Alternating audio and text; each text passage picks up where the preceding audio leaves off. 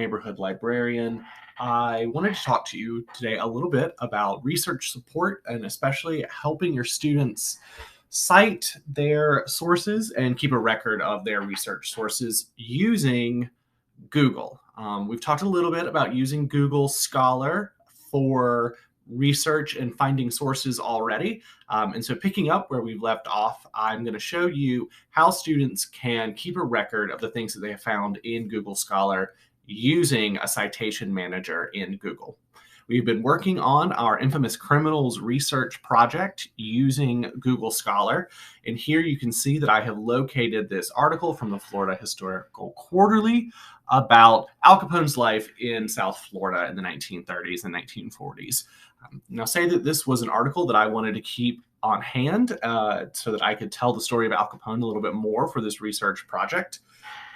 And so we've already downloaded it. We already have access to it. And I'm going to show you how easy it is for your students to go in and make a proper citation and create a citation to use throughout their research using Google Docs. No more need for Noodle tools, no more need for any of the bibliographical websites. We can do it all right here in Google. And so what we're going to do is just pull up a blank Google Doc, which you can see right here. And so we would go in through Google Docs to find this. We would pull this up, and then we are going to go to Tools and click Citations. And you will see that the citation bar opens over on the right side. Since this is a historical research project, I want to keep us using Chicago author and date, but we can also use the most up-to-date versions of MLA and APA if we were doing English or science research. And so we're going to add our citation source by clicking on this blue plus sign right here. Now, this is not a book. Students can choose the type of source that they are using. This is obviously a journal article, and we access this on a website. And so this populates fields for us to contribute information so that students don't have to write this all out by hand.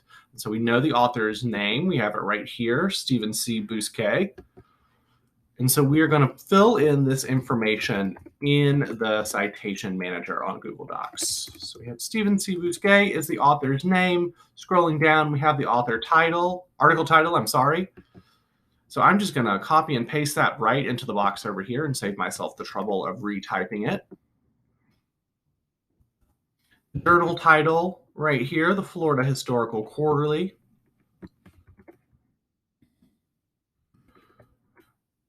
Volume says right here, volume 76. And so I'll type 76 in this. Issue number 3. Awesome. So type 3 here. Pages. See, it's pages 297 to 309.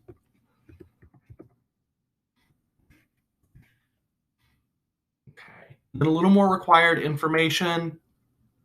Published month, we actually don't know that because it just says winter 1998. I'm going to leave that blank, but I'm going to put in 1998. And here under optional season, I'm going to put winter. One thing that we do also want to provide, because this is an online source, is a stable URL, which JSTOR has provided for us here through Google Scholar. And so I'm just going to copy and paste the stable URL.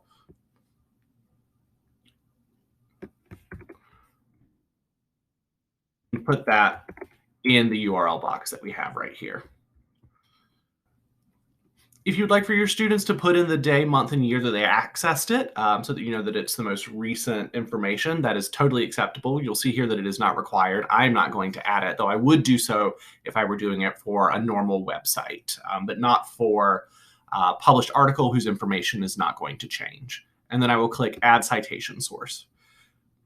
And here you can see that it has created a reference right here. So it's already populating a reference list for us with a correct version of Chicago citation.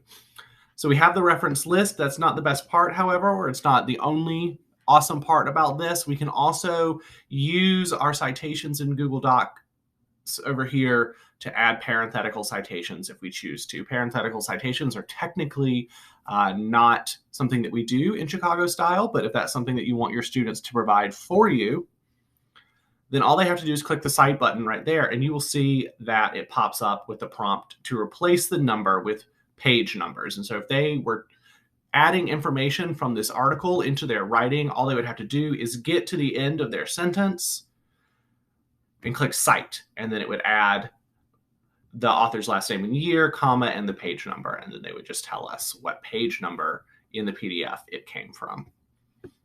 So I think this is a really great source for helping students create citations and managing them. Let me know if you have any other questions about any of this. I will be adding more on creating references and including them in research writing later on. Thank you for your attention.